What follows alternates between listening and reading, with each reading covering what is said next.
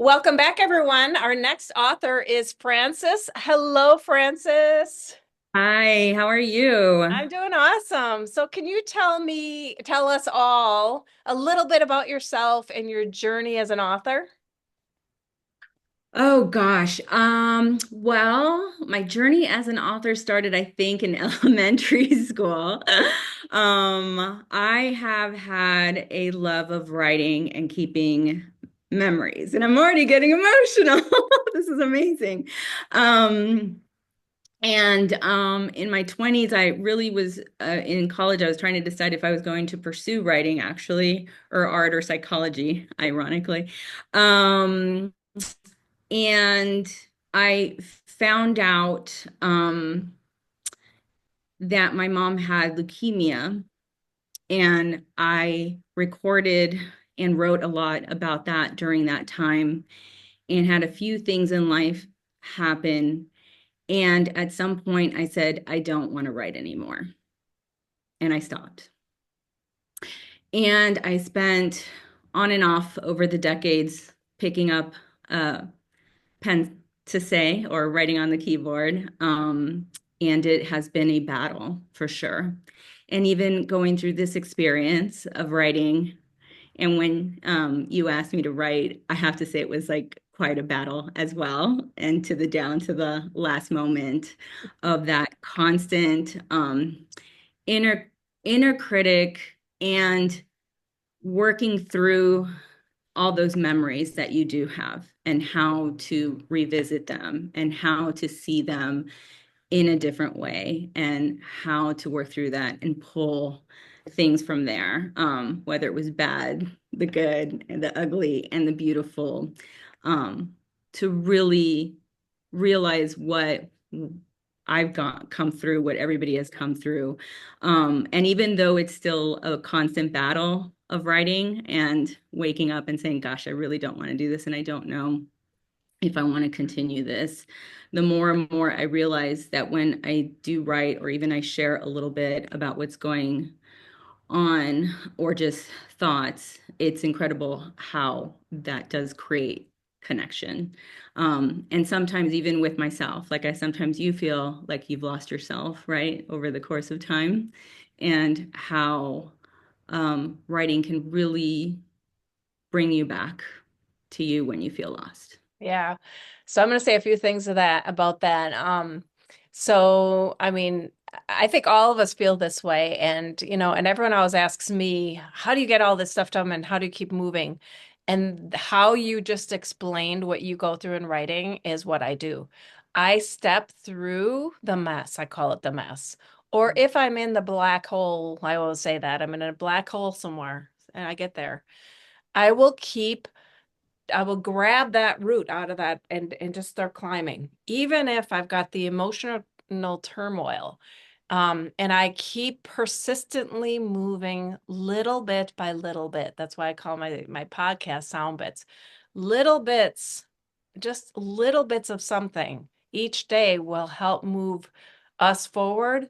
And it is the emotional stuff gets in the way, and I am emotional like you. I have been more in my entire family. I'm the emotional one. However, I've guarded my heart and I've learned how to cover it up and not show Mhm. anyone that. They think I'm a tough cookie because I've been in business for 35 years as a tough cookie and I've learned to do that. However, I am deeply rooted in my heart. And so Mhm. that's how I do that one thing as I step through. But I would love to hear from you. What inspired you to write your story in Revitalize for the Soul, the book? And was there a defining moment or event that sparked your idea to say yes to me, right? Wow. Um, you you reached out to me at a very like critical moment in my life. Um, so I lost my mom to leukemia, and for my whole life, she passed away at 56. And I spoke to a couple of other folks about this, but when you have like a parent that has reached a certain point, your goal is always like, how am I going to get to that point, and what does that look like, for you?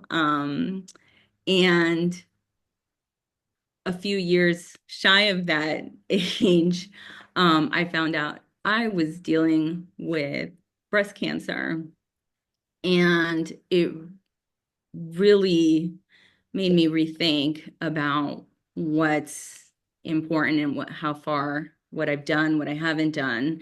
And, circling back to that, the constant gaps and stops and not knowing if I want to share, if I do want to share, and keeping it. And similar to you, it's when you have had a lot of loss and things happen, you really do create a really like iron gate around yourself. Like, I've lost so many people, I just don't want that to happen anymore. And if I let you in, I might lose you, you know?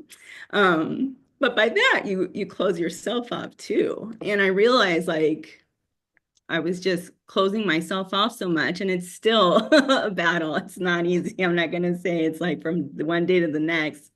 Um, I realized that I sharing is really important. And before we got on this call today, it's been a crazy day of work, life, etc. And I actually had someone reach out to me because they got a diagnosis today. And if I hadn't shared, they wouldn't have reached out. And I was like, I don't know if it's so hard to carry someone through that because everyone's journey is so different and you want to fix it and you can't. But I realized that it's time to like let my guard down and try to break down that wall a little bit and revisit the writing. And just revisit it because I feel that I have lost a lot of memories because I have had a refusal of writing it down and I might have lost some really great memories too. And I don't want that to happen anymore.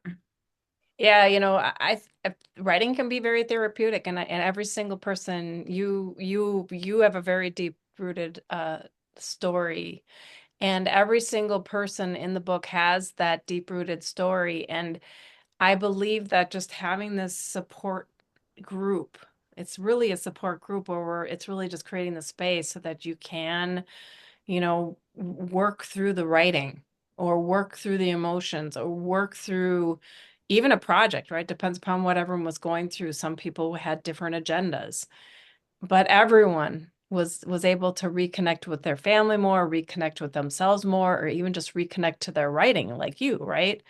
And the battle around that is something that you became very aware of, which is everyone's got some kind of process. Like you said, everyone's got their own story of what they went through in this book collaboration. But out of it has been so rich for me. I always know this when I bring people together because it's not just about my idea, because it's more than my idea just starts it and kind of plants a seed and really this has grown to be such a beautiful book. And even the audience today watching you and hearing you and seeing you and you sharing your story, even just on this stage as well, in addition to, reading your story, can be impacted. You can touch so many lives through that. I think it's just amazing. So, how did you develop your characters or storyline, and did any part of the chapter surprise you as you wrote it? Well, I think it's been quite an evolution because where I started and where I ended are so radically different. And really, it's the origin is really like a homage to my family. And in business, I actually named our company, and I think that's part of the title is Camino, which is way path or road. Camino, way path or road, and I called it Camino 5 in honor of my immediate family. It's myself, my husband, partner, and our three beautiful daughters. And I do everything, my values and my goals really ladder up to keeping our family unit together and really creating legacy and really honoring my family because my parents originally left their country of origin, Cuba, which is beautifully tragic island and so beautiful, and the people are so wonderful. And I can't imagine leaving your home and picking up and rerouting and starting all over again. And I know so many go through that, and I just have to appreciate and again honor that. And that's why it was so critically important to me to restart this, because I felt like I wasn't honoring them by not writing. That was like so important. And and to be frank, like that was almost selfish to not give of myself and share these stories, because it's not just for me, it's for so many others, and to honor them in the process as well. Yeah. And also you talked about not sure, you're kind of bouncing back and forth, and one day you say I don't want to do it, the next day you say you do, or the next minute. And I remember I went through that over 15 years ago in when social media just started, and it was like I was uncovering that. I was probably the first adopters because he would allow so many people from the university to join, and I wasn't a faculty part-time at the time, and I joined. And in it, I was able to do test studies for myself to say, what information do I give, even though there weren't that many people on the platform at the time, and what do I not share, right? And then it's the, give and take around that. And so you're going through that whole discovery process on what do you share with what and why, because you will make an impact, right? So it really is putting that hat on to keep on reminding yourself that you're going to make a difference in the world as you're writing. And it's not just, and then deciding, this is the private stuff and this isn't. So it's the decision around what your line is, what your decision is, your decision. So how do you approach the creative process? And do you have any routines or rituals to help you write? Well, I'll be honest, I don't have a ritual. I really right now is sort of like catching the tiger, and notes on my, if a moment of inspiration strikes, or if it's just something I really feel that I need to annotate. I sort of live and die by my notes on my phone, and I have years and years and thousands of notes that I need to go back through and recompile. And it's everything from letters to myself, letters to my daughter, um, all the visits to my doctors this past year and what I was going through, memories and little recollections here and there, and piecing it together. Um, I think I write about that a little bit. That memory is so elusive for me. My fa my my father unfortunately had dementia, and I very fear some that I do as well. And I have a memory, and it just escapes. And so again, like this is so important that I realize I do need to write this down. And I have this argument even with my own daughters. They're like, "Well, remember everything." I was like, "No, I know at the moment you think you are, and then 20 years elapse and you do not remember that particular moment in time and how you felt at that very second." And if I had the words to look back at, and you can always start now. I mean, I think that's what I think is so important. Like, sometimes you want to really be upset with yourself and mad at yourself for not doing it. And I just realize, and I'm speaking to myself, that you just need to start, and it's okay to start today, at this moment. And what you capture, that's going to be beautiful. Yeah, I mean that is beautiful. And Um, that's probably why I don't remember things, but I remember parts, so I put it in fiction novels, fiction stories. So then I feel safe with doing that because it's not all true. And that's the reason why I avoid sticking into the memoir space. That's probably the only genre I haven't written. I've written kids' books and collaborations and nonfiction, and then of course different academia type publications. And we are, as a group, going to kick off another Revitalize for the Soul. So I look forward to having each of you in the audience to consider going out to kimgroshek.com and check that out. I'm looking for 20 authors. I know, well, actually, there are a few that have already signed up, so I don't know what the number is now, but we are going to do a year-long program. There's training involved, and you get to learn whatever you need to learn, even just learning about yourself that you do have that battle and you just sitting down to write is a big deal. Um, what do you hope readers will take away from your book? I mean, your chapter, sorry. I said the oxymoron, the book, the chapter that you wrote. Yeah, this chapter is really about evolving, and I think that's what I think I would like people to take away from that is that it's possible to evolve at any point. And that's what I want to constantly remind myself. It's okay to reinvent yourself and grow. And I always say, like, I'm still trying to figure out what I want to be when I grow up. And I'm constantly learning. And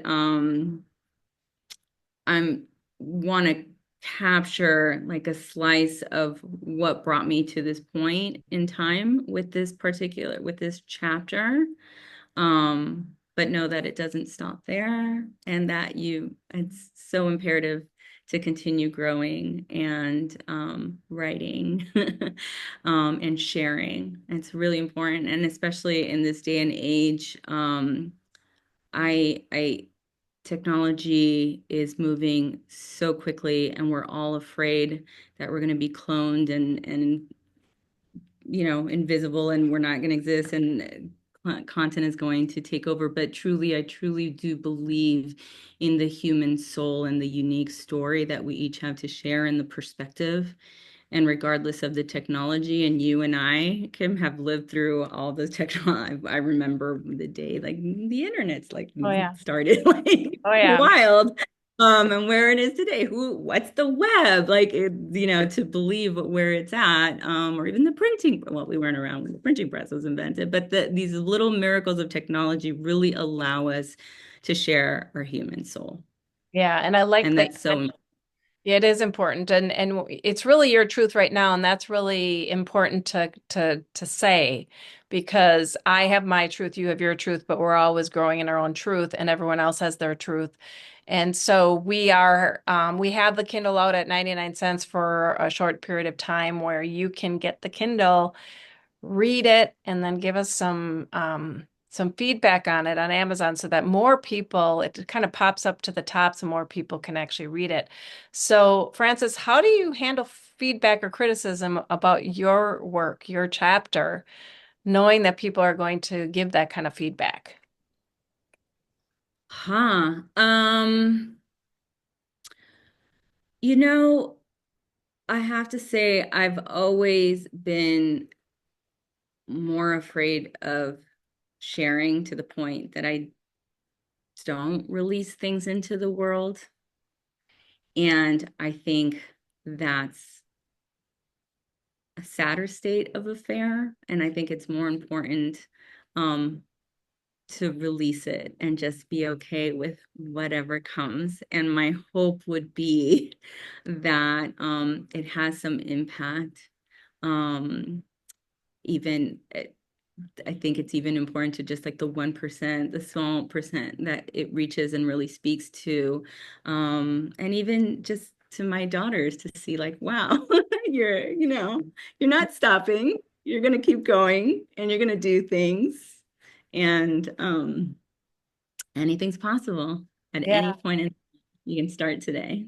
What a difference you're making with your daughters, right? I mean, you're making a big impact by showing them, setting an example. So, what advice would you give other aspiring authors like yourself or those considering to write their first book? What would you, since you experienced this now, what advice would you give them, each of you in the audience? My advice would be keep those notes. I think it was like catch the tiger's tail. I'm trying to remember exactly the story. It's like you want to catch that like that little spark of memory when it strikes. Um and because it's coming from somewhere. and it's coming to you, and just annotate it, even if it's just a line or something, so that way you can come back and revisit it. And if it's just a note on a piece of paper and take a photo, or if it's a note in your on your phone or a note on your computer, keep that, and then revisit it. And for me, ironically, I don't have like a set ritual and stuff like that, but just write, try to be as consistent as possible, which I'm not exactly doing that, but I think consistency is really critical. But really catching that spark Yeah, I is the love most, that. is So starting. what, and you really kind of shared this, but I want you to reiterate it and recap. Is there a final message you'd like to share with your readers of your chapter and the audience today? Uh, I would say it's honor yourself where you are at this point. You've been through so much, and sometimes you feel maybe you haven't done enough, and that's not true. You have gone through so much, and it's worth sharing your story about, because you don't realize how you can impact someone. So really, for all of us that are afraid to share, it's it is a gift for you to share. Yeah, I love that. It's a gift for you to share. All right. Well, thank you so much, Francis, for taking a little bit more of your time and sharing yourself with the audience and everyone. Get that Kindle, go out to Amazon, get the Kindle, read Francis's story. It's an amazing story, and look forward to seeing all of you on the other side. Thank you, Francis. Thank you so much, Kim.